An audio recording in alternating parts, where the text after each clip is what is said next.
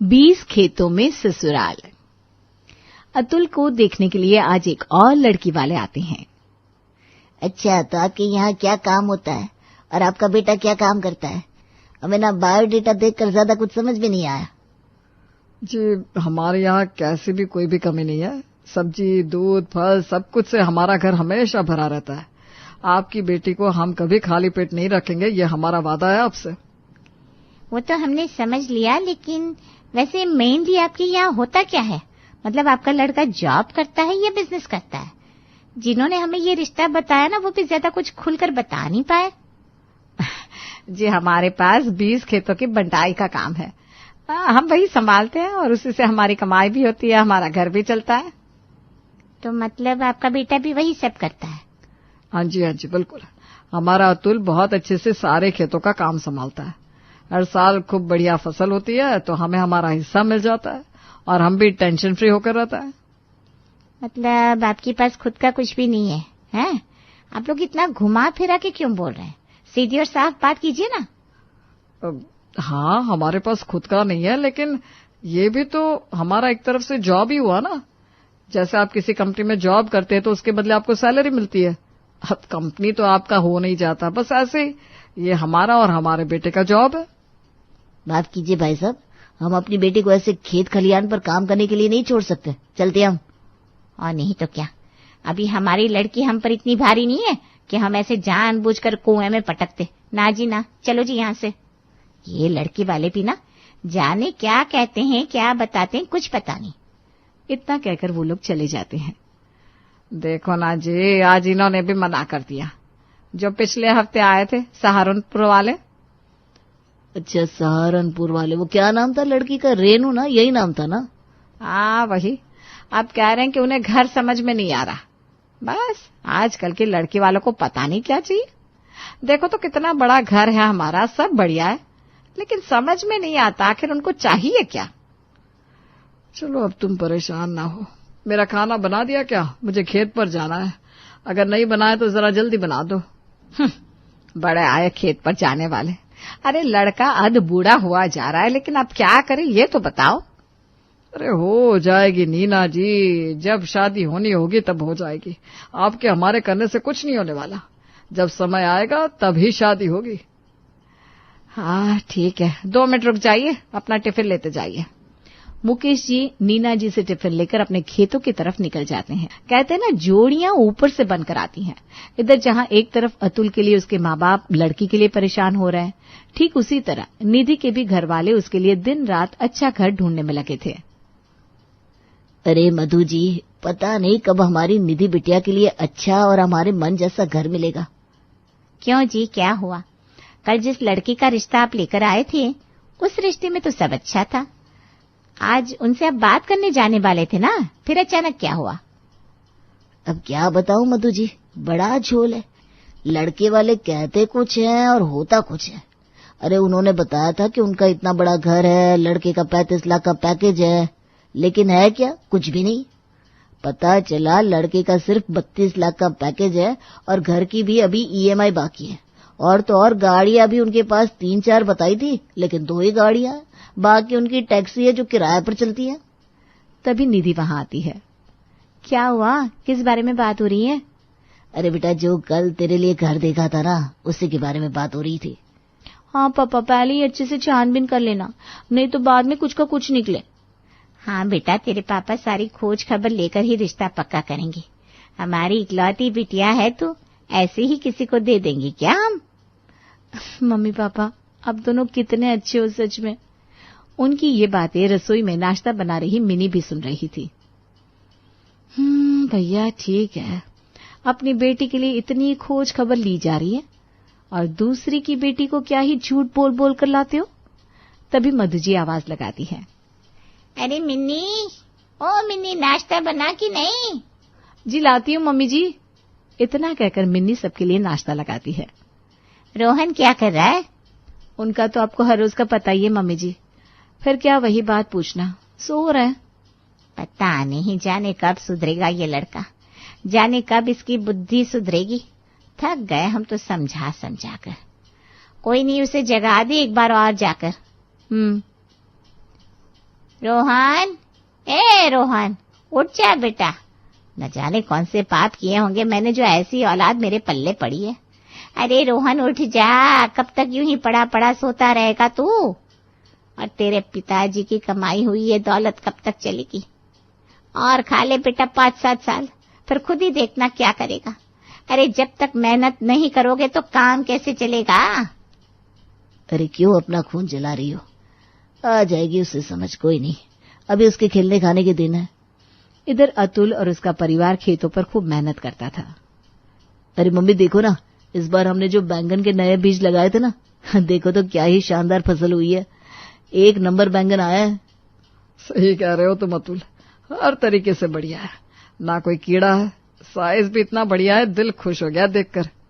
अरे मेरा लड़का इतना होनहार है, लेकिन फिर भी पता नहीं क्यों इसका रिश्ता नहीं हो रहा। कोई भी लड़की आएगी तो कितना खुश रखेगा मेरा बेटा। वही तो समझ में नहीं आता कि ये भी तो एक तरह से नौकरी है, लेकिन नहीं, लोगों को लगता है कि ये बटाई का काम मतलब मजदूरी। अरे उन एसी में रहने वालों से तो हम लाख गुना बेहतर जीवन जी रहे हैं। वही तो, साफ सुथरा खाना, ना कोई केमिकल, ना कोई प्रिजर्वेटिव। फिर भी चलो कोई नहीं, आज जल्दी से काम निपटाते हैं और दूसरे खेत पर भी तो चलना है भाई। अरे धान बोने का समय अब नजदीक आ रहा है। हाँ भाई, अब तो धान की फसल भी तो तैयार करनी है। ठीक है पापा, मैं उस अरहर वाले खेत पर पहुंचता हूँ और आपको फिर धान वाले खेत पर ही मिलूंगा। इतना कहकर अतुल वहां से चला जाता है।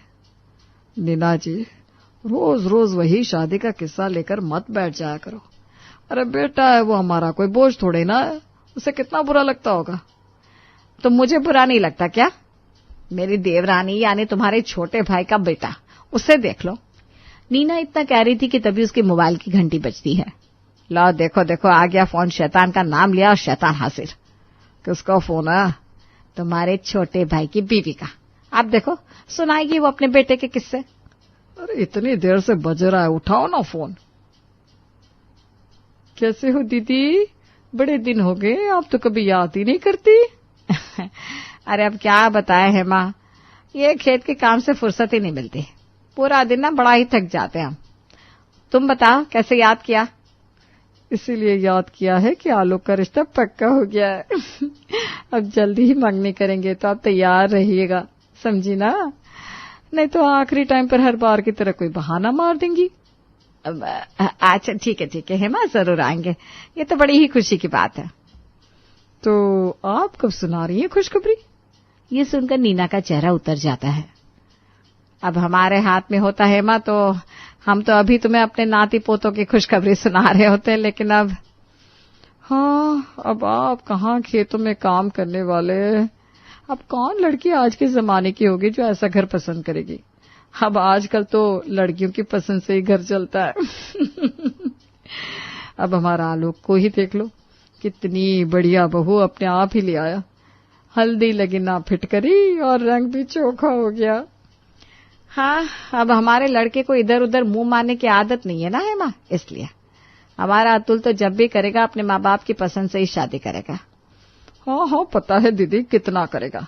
क्या तो ऐसे रही हो जैसे न जाने कितने रिश्ते आ रहे हैं और आप पसंद नहीं कर पा रही हो, और आप ऐसे मेरे बेटे के लिए कह सकती हैं कि वो मुंह मारता फिरता है। ये मैंने कहाँ कहा, ये तो तुमने खुद ही कह दिया प्यारी हेमा। देवरानी जिठानी के बीच चल रही प्यार भरी बातों को मुकेश जी खड़े खड़े बड़े ही प्यार से सुन रहे थे। अच्छा सुनो दीदी, वो ना आलोक कल किसी काम से गांव आएगा, तो तुम ना वो हरी हरी बढ़िया सी सब्जियां छांट कर रख देना, और हाँ वो बढ़िया सी मूंग और उड़द की दाल भी हुई होगी ना, वो भी भेज देना। दीदी सुन रही हो ना? हाँ आगे बोलो। वैसे तो मैं कितनी बार कह चुकी हूँ कि ग्वालियर कोई गांव नहीं है, लेकिन तुम लोग दिल्ली रहने क्या चले गए, अब हर जगह को गांव ही कहने लगे हो। अरे ठीक है ना दीदी, वैसे हमने ना यहाँ से खूब बार दाल मंगा के देख ली, लेकिन अपने खेतों जैसी दाल का मजा नहीं आता। ठीक है, रखते हैं फोन, अब ज्यादा मक्खन ना लगाओ। अरे दीदी, नाराज हो गई क्या? हो सकता है कुछ जल्दी जल्दी में ज्यादा बोल दिया हो, उसके लिए माफी चाहते हैं, लेकिन मेरा सारा सामान ध्यान से जरूर भेज देना। हाँ, इतना कहकर हेमा फोन रख देती है। हो गई तुम देवरानी जेठानी की मीठी मीठी बातें। हाँ, मीठी तो इतनी कि नीम भी शर्मा जाए अतुल के पापा। चलो चलो, कितनी देर हो गई। ये मुआ फोन भी ना 1 घंटा खा गया पूरा। वहां मेरा बेटा अकेले धान बोने में लगा होगा। अब जैसे ही मुकेश जी और नीना जी अपने खेतों की तरफ आगे बढ़ते हैं, उन्हें दूर से ही अतुल आता हुआ दिखाई देता है। क्या हुआ बेटा, धान बोने नहीं जाना क्या?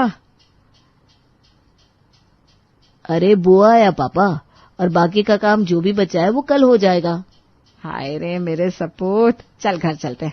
पूजा बिटिया ने खाना बना लिया होगा। हाँ माँ, बड़े जोरों की भूख लगी है। अब तीनों कुछ आगे बढ़े थे कि तभी नीना जी को घर की साफ सफाई और बर्तन साफ करने वाली विमला दिखाई देती है।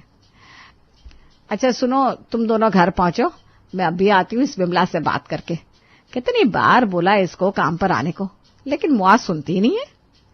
ठीक है, हम दोनों तो जाते हैं। पेट में चूहे इस कदर उछाल मार रहे कि बस बेस्ट सुपर डांसर का खिताब ही नहीं जीतना हो जैसा। आप बीना जी अच्छा जा, और पूजा से कह देना वो तुम दोनों की थाली लगा देगी अच्छे से। क्या विमला, कहाँ बिजी रहती है इतना ज्यादा? है बिल्कुल भी समय नहीं है क्या तेरे पास? कितनी बार पूजा को मिली, उसने भी तुझे बोला। अब क्या बताए भाभी जी, काम ही इतना ज्यादा है कि कछु पूछो मत। ठीक है, वो सब तो मैंने सुन लिया। अब आज एक खेत में अतुल ने धान बो दिए हैं और बाकी के 4 खेतों में और बोने हैं, तो तू आ जाना, जो कहेगी वो तुझे दे देंगे। और क्या कहूँ? अरे भाभी, बात कुछ ऐसी है कि आप कहोगी कि अब विमला बहाना मार रही है। मेरे को ना मरने की भी फुर्सत नहीं है। अगर अभी यमराज आ जाए तो उनसे भी कहना पड़ेगा रुक जाओ, अभी मेरी 4 कोठी रह गई है। अभी भी देखो 6 कोठी है कुल मेरे पास, उसमें से बस 2 हुई है और बाकी की रह रही है। अब मेरी कोठी है तो मुझे ही देखना है, कोई और कैसे देखेगा, समझ रही हो ना आप? विमला की बातें सुनते सुनते नीना जी के दिमाग में एकदम से 440 वोल्ट का करंट दौड़ता है और वो कुछ सोचने लगती है। क्या हुआ भाभी जी, क्या सोचने लग गई आप? भाभी जी, ओए भाभी जी। विमला नीना को हिलाती है। नीना जैसे एक सपने से बाहर आती है। हाँ विमला, क्या हुआ? अरे हुआ मुझे है कि आपको, हाँ क्या हुआ, कितनी देर से यहाँ खड़े खड़े आवाज दे रही हूँ लेकिन आप कुछ बोल ही नहीं रही। अरे नहीं, बस ऐसे ही कुछ सोचने लगी थी। अच्छा विमला, तू जा, तेरी 4 कोठी रह रही है ना, अपनी कोठियां देख जाकर। इनको क्या हो गया अचानक? इतना कहकर विमला चली जाती है और नीना जी के दिमाग में एक नई योजना प्रवेश करती है। आ गई नीना जी, आप ही की राह देख रहा था। सोच रहा था न जाने आप कितनी देर में आओगी। एक बहुत बढ़िया घर से रिश्ता आया है हमारे अतुल के लिए। अच्छा जी, कहाँ की है लड़की, क्या नाम है, कैसी है देखने में, बताओ तो सही। ये देखिए लड़की का फोटो, निधि नाम है। लड़की के पिताजी नारायण जी का आज खुद से ही फोन आया। उन्हें किसी ने बताया अपने अतुल के बारे में, तो उन्होंने जन्म पत्र मिलवाई। बता रहे थे बड़ी अच्छी जन्म पत्र मिली है, आने की इच्छा है उनकी। हाँ तो नेक काम में देरी कैसे, जल्दी से बुलाओ उनको। आज ही शाम को कॉल करो और पूछो कि कब आना चाहते हैं। तुम तो ऐसे खुश हो रही हो जैसे इस बार बात बनी जाएगी। मुझे तो वही सब दिमाग में घूम रहा है जैसे अभी तक होता आया है। नहीं जी नहीं, अब की बार मैं ऐसा नहीं होने दूंगी। अभी तक जो हुआ सो हुआ, लेकिन अब की बार मेरे दिमाग में कुछ स्कीम है। ऐसी क्या स्कीम है, मुझे भी बताओ। अरे मैंने भी अब सोच लिया है कि अब हम भी किसी से ये नहीं कहेंगे कि हम 20 खेतों पर बटाई करते हैं। हम ये कहेंगे कि ये 20 खेत हमारे ही हैं। अरे लेकिन ये गलत तो नहीं होगा? क्यों गलत होगा भाई, ये भी हमारा जॉब है। आखिर हम भी किसी के लिए काम कर रहे हैं ना। जैसे शहरों में लोग 18,000 का जॉब करते हैं, लेकिन ऐसे गा गा कर बताते हैं कि वो कंपनी जैसे उन्हीं की है, तो हम तो बहुत अच्छी हालत में हैं। वैसे बात तो गलत नहीं है, ये खेत हमारे ही तो है। ठीक है। अब मुकेश जी और नीना जी पूरी प्लानिंग करते हैं कि कैसे उन्हें क्या करना है जब लड़की वाले उनके घर आएंगे। इधर नारायण जी अपनी बेटी के लिए इतना अच्छा घर मिलने की खुशी से फूले नहीं समा रहे थे। बस अब लगता है कि हमारी खोज पूरी हो गई मधु जी। बहुत ज्यादा थक गया था ढूंढते ढूंढते, अब जाकर मेरे मन जैसा घर मिला है। अच्छा, ऐसा क्या मिल गया आपको, मैं भी तो जानूं। देखो सुनो, उनके 20 तो खेत है, ऊपर से 20-22 ट्रैक्टर भी। अच्छा जी, हाँ, हर खेत के लिए उन्होंने अलग अलग ट्रैक्टर ले रखा है और साथ ही साथ हर साल उनकी इतनी बढ़िया फसल होती है कि पूछो मत। ऊपर से इतना शानदार मकान है उनका कि फोटो में देखते ही मेरे दिल में तो मोर नाचने लगे। ये तो आपने बड़ा ही बढ़िया बताया। इधर बर्तन साफ करती मधु जी की बहू सोच रही थी कि मेरे माँ बाप ने भी इस घर को कुछ ऐसे ही पसंद किया था, लेकिन सब अच्छा होने के बावजूद जब पति ही निकम्मा है तो सब बेकार है। सास ससुर से अगर कहो तो बस सीधा सा एक ही जवाब है, जो किस्मत में होता है वही मिलता है। चलो, अपनी बेटी के लिए तो सब बढ़िया से बढ़िया देख रहे हैं, अब देखना यह है कि उसकी किस्मत कितनी अच्छी है। तभी निधि भी इतराते हुए रसोई में आती है। क्या हुआ भाभी, बड़ी देर हो गई, अभी तक आपके बर्तन साफ नहीं हुए? दीदी, इस घर में बर्तन ही इतने कम होते हैं कि क्या ही कहूं, कोई भी हेल्प के लिए खड़ा नहीं होता। क्या भाभी, आप बिना हर छोटे छोटे काम के लिए रोती रहती हो, कभी तो खुशी से काम किया करो। क्या बात कही है दीदी, चला लो, अब आपकी भी शादी होने वाली है, फिर आप बताना आप कौन कौन सा काम खुशी से करेंगी। भाभी, मेरी किस्मत आपकी तरफ फूटी नहीं है।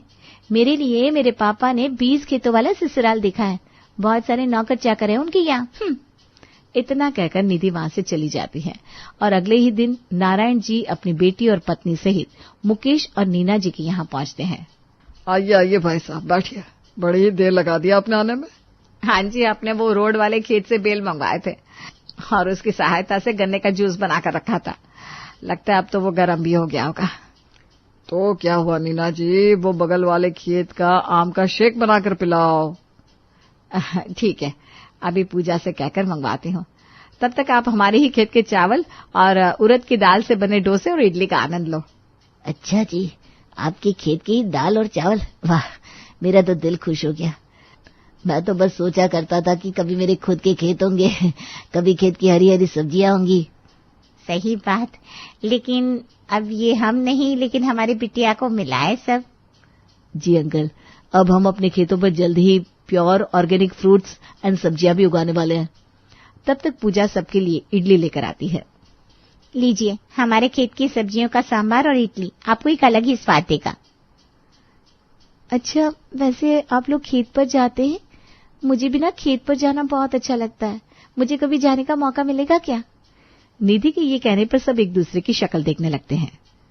हाँ, क्यों नहीं बेटा, तुम जब चाहो खेत पर जाओ, हम भी हर रोज खेत पर जाते हैं। हाँ, नहीं तो क्या, कोई मना थोड़ी ना है तुमको खेत पर जाने के लिए।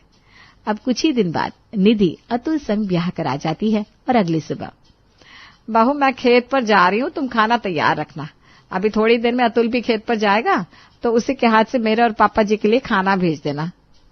क्या मम्मी जी, मैं अकेले कैसे इतना सबका खाना बनाऊंगी? अच्छा ठीक है बहू, अगर तुमको बनाना नहीं आता तो कोई बात नहीं, पूजा तुम्हारी मदद करेगी, लेकिन तुम्हें भी सीखना होगा। हाँ मम्मी जी, इस घर में नौकर नहीं है क्या काम करने के लिए? नहीं तो हम अपना सारा काम खुद ही करते हैं। हमारे इतने बड़े बड़े खेत हैं फिर भी। हाँ, कल से तुम्हें भी खेत पर काम करने चलना होगा हमारे साथ, अभी तो पिक सीजन है। निधि को नीना जी की बातों से कुछ शक तो होता है, लेकिन वो समझ नहीं पाती कि आखिर ये क्या हो रहा है। निधि अगले दिन खेत पर जाती है तो उसे धीरे धीरे सारी कहानी समझ में आने लगती है। अब निधि हर रोज अपनी माँ को रो रो कर अपना दुखड़ा सुनाती, लेकिन अब पछताए होत का जब चिड़िया चुग गई खेत।